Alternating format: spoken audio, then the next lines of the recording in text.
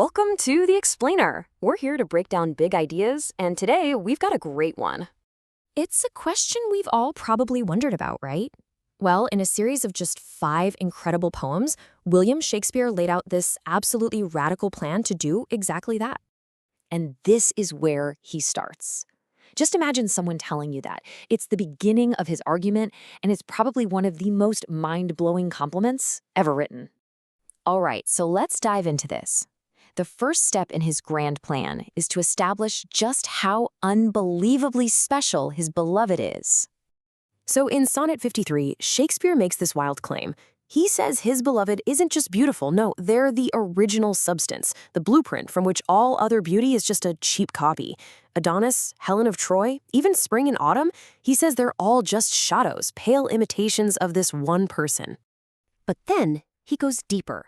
Beyond all the surface-level stuff, he says, their truly unique quality, the one thing that no copy could ever get right, is their constant heart, their faithfulness.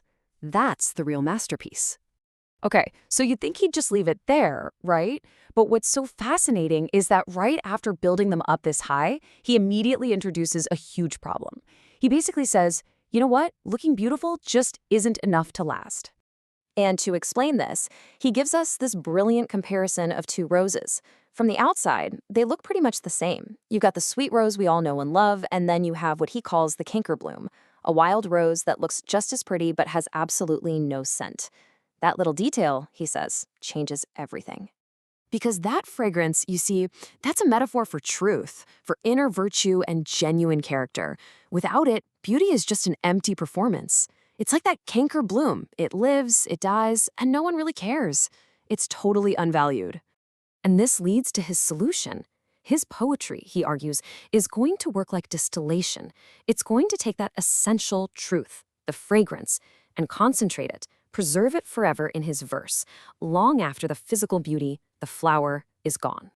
Okay, now we get to the absolute climax of the argument. This is where Shakespeare makes his biggest, boldest claim about the sheer power of his own poetry. He starts by just sweeping aside all the things we think of as permanent.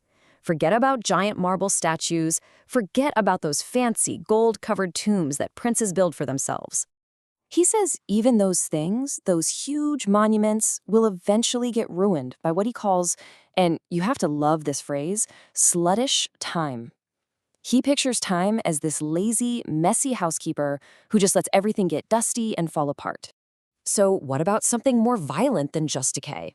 Well, he says even war, the kind that smashes statues and reduces entire cities to rubble, even that won't be able to touch his poem. None of it. Not the stone, not the gold, not the wars, none of it is going to outlast his powerful rhyme. And there it is, his core promise. He's saying that right up until the end of the world, until Judgment Day itself, his beloved will live on, perfectly captured right here in these lines. The poem isn't just a tribute, it's the ultimate monument. But right after this huge, triumphant claim about defeating time itself, Shakespeare does something totally unexpected.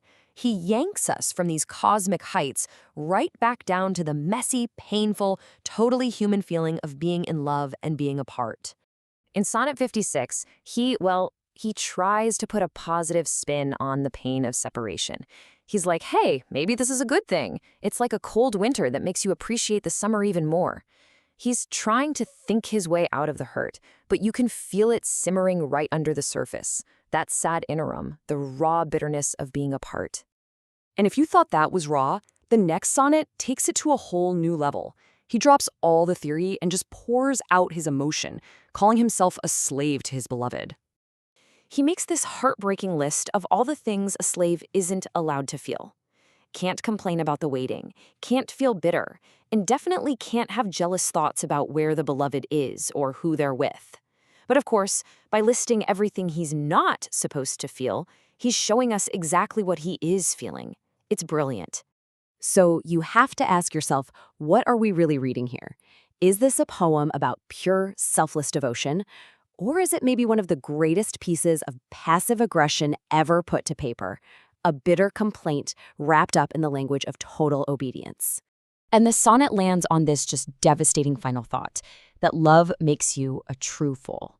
It makes you so devoted that you just refuse to see anything wrong with the person you love, no matter what they do. So when you zoom out, you see this whole amazing journey he's taken us on. We go from this godlike praise to this airtight plan for immortality through poetry, and then he grounds the whole thing in the quiet, agonizing reality of what it actually feels like to be human and in love.